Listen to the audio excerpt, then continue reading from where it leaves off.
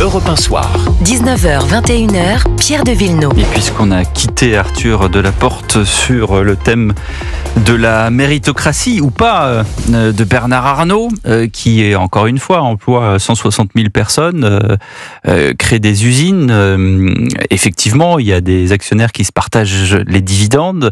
En attendant, les impôts sur les très grandes sociétés qui font beaucoup de bénéfices de passer de 25 à 40, plus de 40%.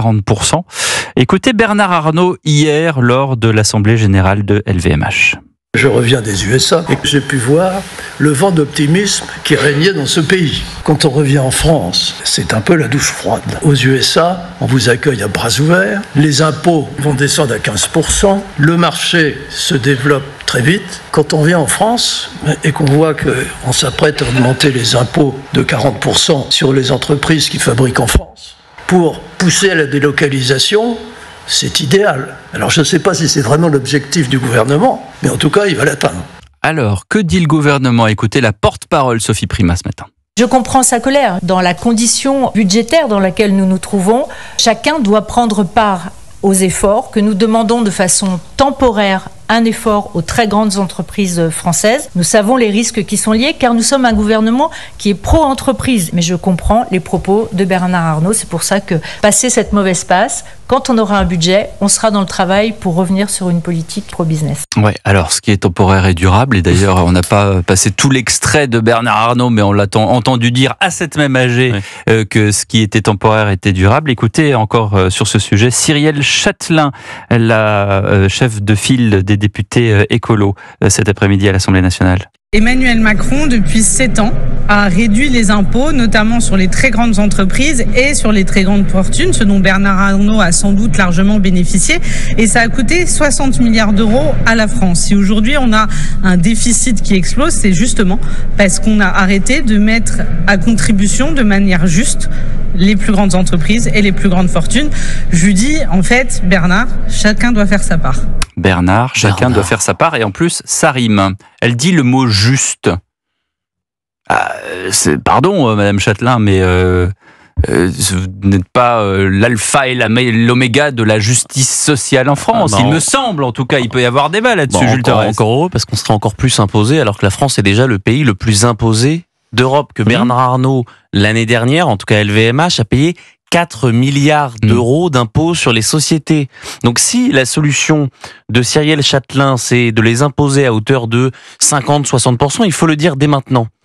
Mais la réalité, c'est qu'on a une entreprise qui est un joyau français, qui fait la fierté de la France à l'international. C'est pas pour rien que Bernard Arnault était l'un des seuls représentants français visibles à l'investiture du nouveau président Donald Trump. Si LVMH se délocalisait aujourd'hui, on perdrait donc 4 milliards pour la France, et je ne vous le parle même pas des cotisations sociales de ses employés et de ses fournisseurs.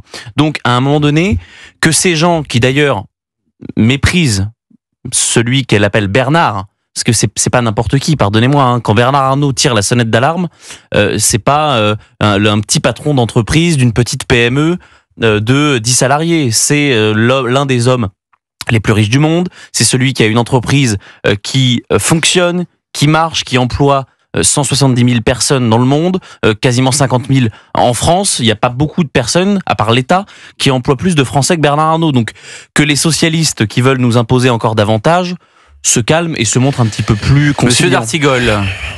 Arrêtez-moi de suite si je dis une bêtise. J'avais cru comprendre, Pierre et Jules... C'est facile, mais c'est drôle.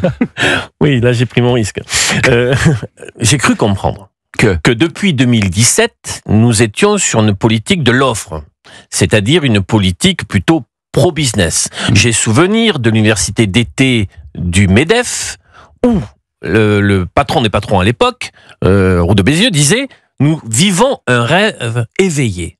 Pourquoi ? Parce que l'impôt sur les sociétés est passé de 33% de mémoire à 25%, il y a eu la flat tax, et donc une économie qui fonctionne plutôt bien, puisque en 2024, nous avons un record en dividendes sur les entreprises du CAC 40, 100 milliards, c'est totalement inédit, c'est le chiffre le plus fort sur le plan européen, avec cette petite manip sur les rachats d'actions qui, moi, me pose problème, on n'a pas le temps d'en parler. Ce que je vous dis simplement, je suis contre la haine. Non, mais c'est une question sérieuse, Pierre. Non, mais j'écoute. C'est celle de la répartition entre le travail et le capital. Je dis simplement qu'il y a aujourd'hui dans notre pays un sujet là-dessus. Quand vous avez un salaire médian en France qui est de 1800 €, quand il y a des trappes à bas salaire avec la smicardisation d'une partie très importante du salariat français, 18%, on n'était jamais allé aussi loin, qui font que des personnes vivent avec un salaire mais doivent se priver de tous les petits bonheurs de la vie. Il y a des choses à régler et je souhaite que Bernard Arnault puisse rester en France. Mais alors, il faut aller vers le trumpisme, il faut qu'on aille à 15% sur l'impôt de société et déclencher la guerre commerciale? On veut ça? Bah, vous accélérez la croissance. Mais enfin, on va pas faire un cours d'économie maintenant. Et vous pouvez faire monter l'inflation. Faire un cours d'économie communiste. En attendant, mais vous avez cité Marx. Bon, vous avez cité les amis. Je vous quitte ou restez avec moi parce qu'on va accueillir Tugdual Denis qui sort une nouvelle version de Valeurs Actuelles.